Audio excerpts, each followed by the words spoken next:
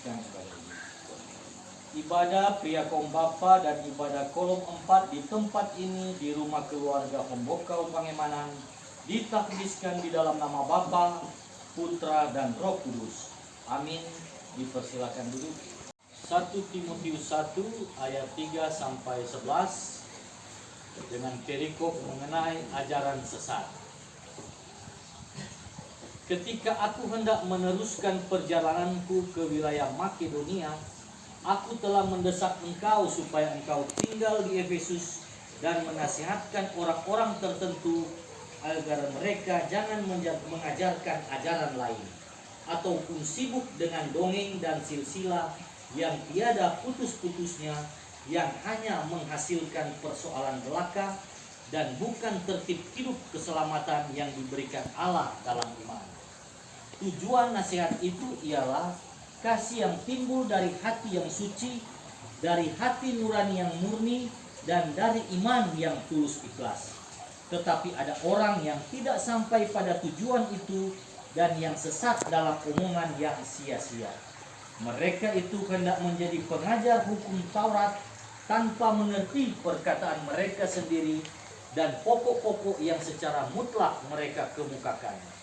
Kita tahu bahwa hukum Taurat itu baik kalau tepat digunakan, yakni dengan keinsafan bahwa hukum Taurat itu bukanlah bagi orang yang benar, melainkan bagi orang durhaka dan orang lalim, bagi orang fasik dan orang berdosa, bagi orang duniawi dan yang tak beragama, bagi pembunuh bapa dan pembunuh ibu, bagi pembunuh pada umumnya, bagi orang cabul dan pemburit, bagi penculik, bagi pendusta, bagi orang yang makan sumpah dan seterusnya, segala sesuatu yang bertentangan dengan ajaran sehat yang berdasarkan Injil dari Allah yang mulia dan maha bahagia seperti yang telah dipercayakan kepadaku.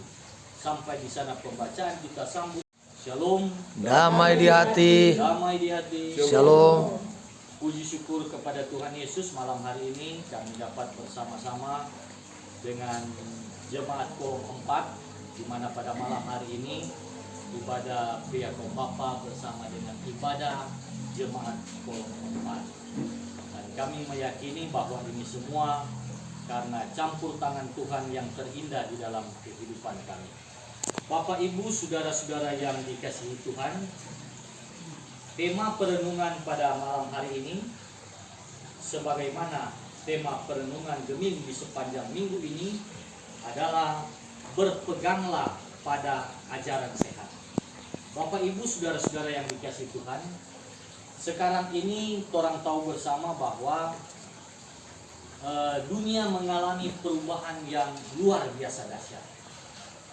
Dan perubahan ini membawa tantangan tersendiri terhadap kehidupan warga gereja, terhadap kehidupan gereja. Bisa itu negatif ataupun bisa itu positif. Yaitu contoh sederhana kan, orang boleh lihat misalnya handphone. Handphone itu dalam perkembangan kemajuan teknologi ini, orang juga pada minggu yang lalu orang juga perenungan orang itu bertemakan tentang iptek itu adalah pemberian Tuhan. Dan kemajuan teknologi itu sebagaimana yang saya sampaikan tadi, bila kita mencontohkan soal handphone itu kalau dipakai salah, tentu hasilnya akan negatif. Tapi Bapak Ibu Saudara yang dikasihi Tuhan, bila dipakai dengan benar, tentunya hasil akan positif dan akan menjadi berkat buat orang sendiri, bahkan orang bisa menjadi berkat bagi orang lain. Nah, kenyataan inilah, realitas inilah yang membuat Gemim menetapkan tema perenungan di sepanjang minggu ini adalah berpeganglah pada ajaran yang sehat. Nah, Bapak Ibu saudara-saudara yang dikasihi Tuhan, atas dasar pembacaan kita pada malam hari ini dan sebagaimana juga tema perenungan Gemim di sepanjang minggu ini, maka firman Tuhan mengajak buat orang semua untuk orang menjadi produktif. Kalau orang buka Kamus Besar Bahasa Indonesia, produktif itu artinya hal yang berguna. Orang itu dapat berguna, dapat bermanfaat bagi orang lain. Sebagaimana juga tadi orang baca tadi, Rasul Paulus mengingatkan Timotius supaya dia senantiasa menasihatkan kebenaran. Karena di Efesus sendiri banyak tuh kata aliran sesat, sehingga dia meminta kepada Timotius yang dia sebut anak kekasih di dalam iman, supaya betul-betul menasihatkan tentang kebenaran kepada jemaat Efesus. Demikian juga orang semua pada malam hari ini, orang juga diajak untuk senantiasa menasihatkan yang benar kepada sesama kita. Boleh kepada keluarga kita, bahkan sebetulnya nasihat tentang kebenaran itu tidak harus orang sampaikan lewat kata-kata, tetapi boleh orang sampaikan atau orang tunjukkan lewat orang tindakan nyata.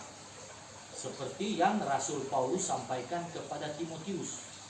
Kalau kita googling, kita searching ini Timotius, dia itu ditakdiskan oleh Rasul Paulus menjadi santo di Efesus. Bahkan dia pada umur 80 tahun, ini Timotius ini, karena dia mau tentang itu orang-orang di Efesus yang menyembah berhala, dia sampai dilempari, dipukuli, sampai dia meninggal dunia, akibat betul-betul dia menasehatkan tentang kebenaran. Sampai kita pikir-pikir ini Timotius ini satu tanpa dia di surga, karena dia mati untuk Kristus.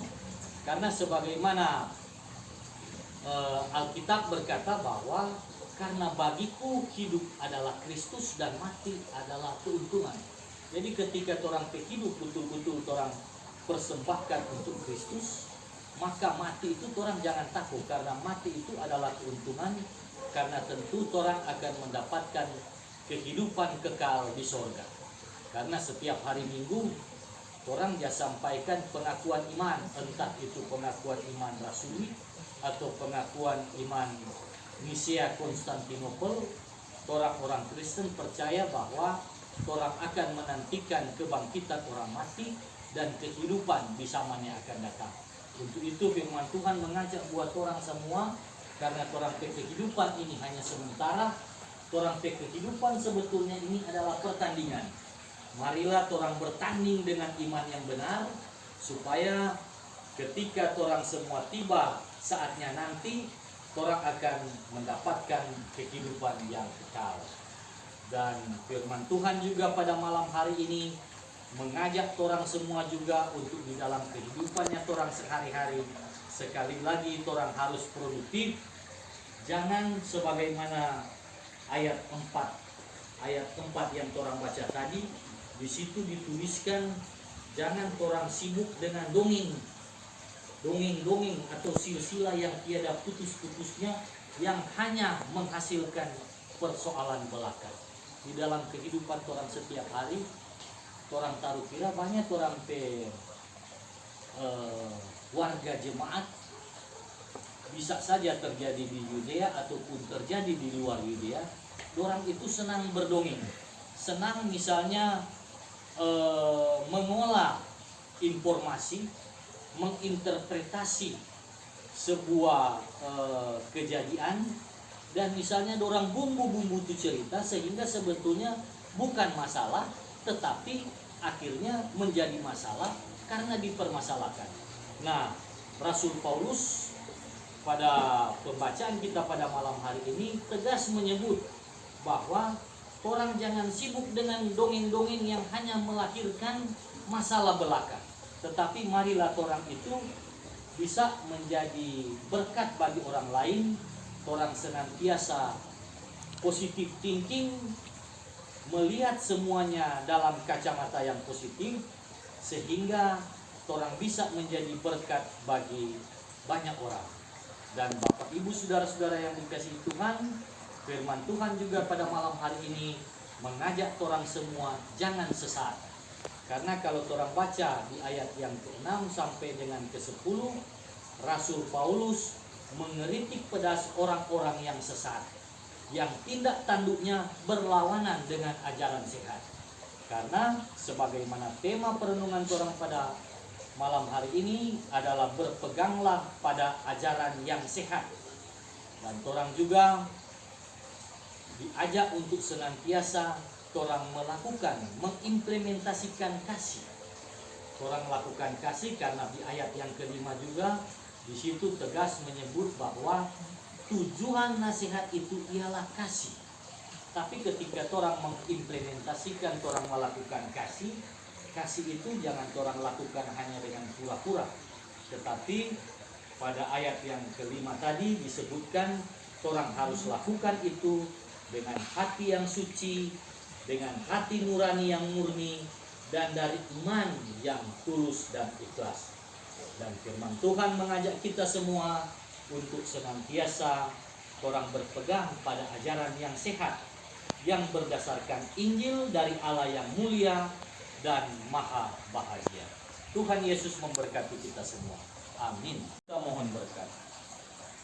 Kasih karunia dan damai sejahtera dari Allah Bapa di dalam Yesus Kristus kiranya menyertai keluarga Pembokau Pangemanan, menyertai kita semua saat ini dan selalu terus.